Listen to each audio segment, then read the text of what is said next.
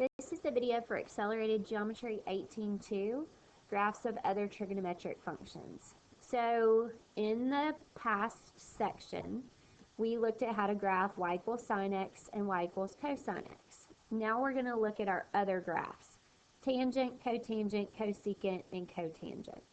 So let's start with tangent. It says the graph of y equals tangent x is below. So let's look at some attributes of this graph.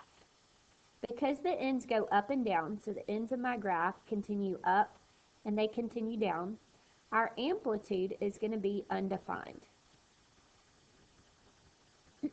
So we have no highs and lows in the tangent graph.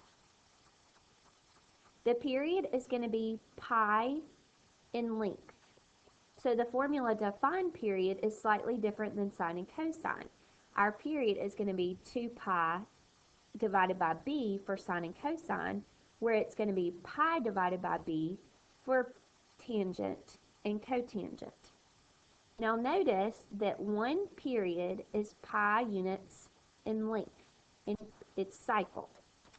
So if you notice, we have asymptotes at negative 3 pi over 2, at pi over 2, at positive pi over 2, and at positive 3 pi over 2. So those asymptotes indicate where tangent is undefined on the unit circle. Notice that when we graph the cycle of tangent, tangent from left to right increases.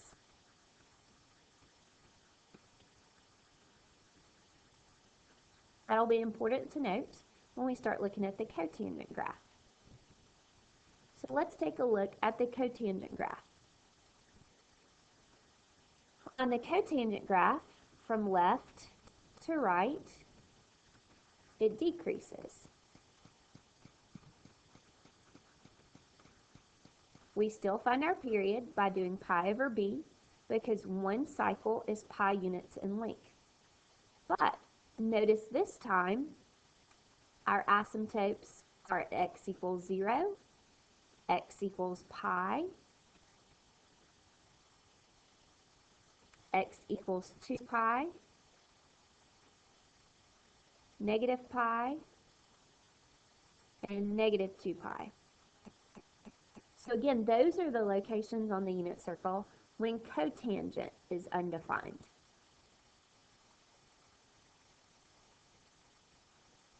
The next graph we're going to look at is cosecant. Remember, the cosecant is the reciprocal of the sine function.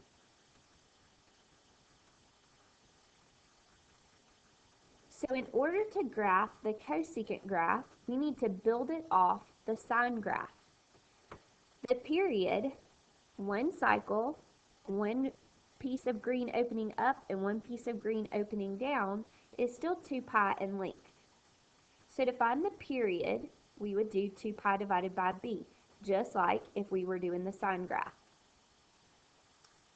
So to actually graph the cosecant graph, we need to build it off the sine graph. Remember, sine started middle, high, middle, low, middle. This is the graph of our parent function y equals sine x. And then we can continue it to the left, the same pattern. And notice the cosecant opens up from the high and down from the low. We have asymptotes as well with the cosecant graph because cosecant is undefined at these specific locations on our unit circle.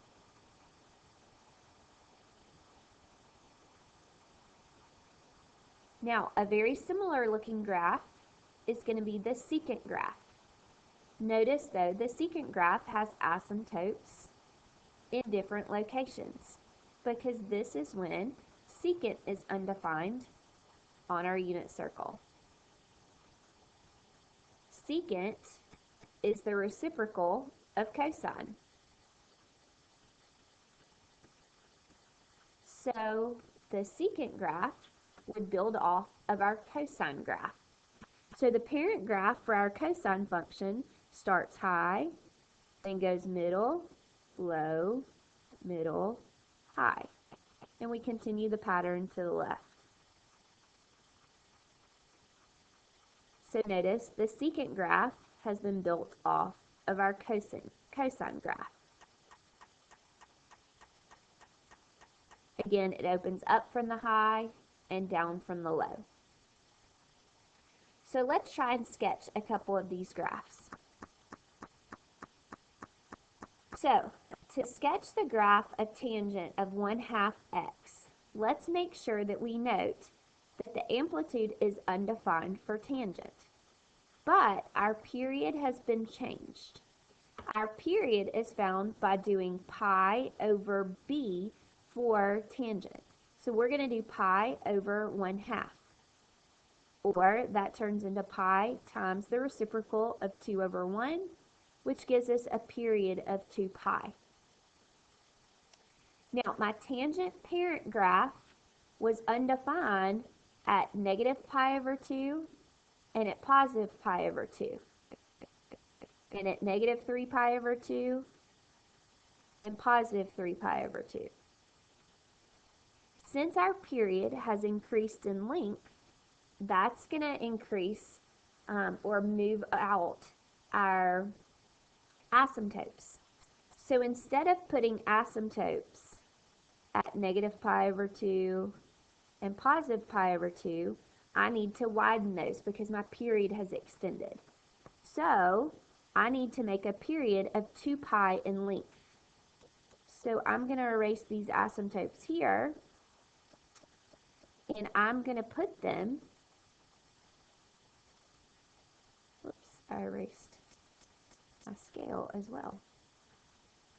So I'm going to make my period 2 pi units in length. So instead of my asymptotes being at negative pi over 2 and pi over 2, they're going to extend out to be at negative pi and positive pi. Because now one cycle is 2 pi units in length, or 4 spaces. So one period of this tangent graph is going to look like this, rising from the left to the right.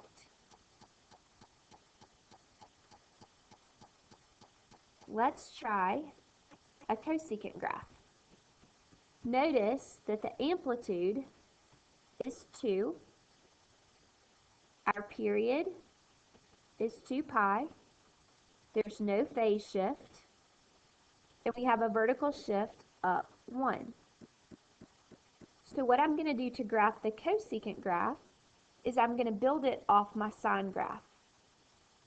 So I'm going to put my midline up 1. I'm going to have an amplitude of 2.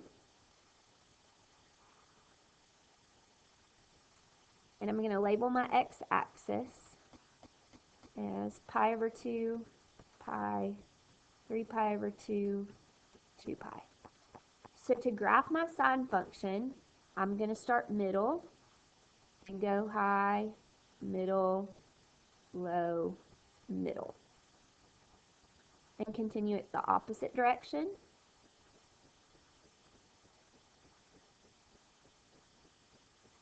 So here's my sine graph that we're going to build off of. Now this is not part of my cosecant graph. It's just helping me to actually make that graph. So when I'm graphing the cosecant, the only thing really I should see is the red. The cosecant graph would build off of our highs opening up, having an asymptote where it would go through the middle. So we'd have asymptotes at all these middle locations of our sine graph.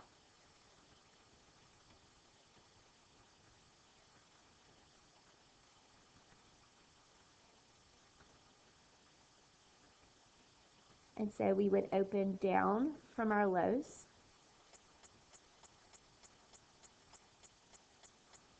So here's the graph of our cosecant function. with an amplitude of 2, a period of 2 pi, and a vertical shift of 1. Bring any questions you have to class about this video.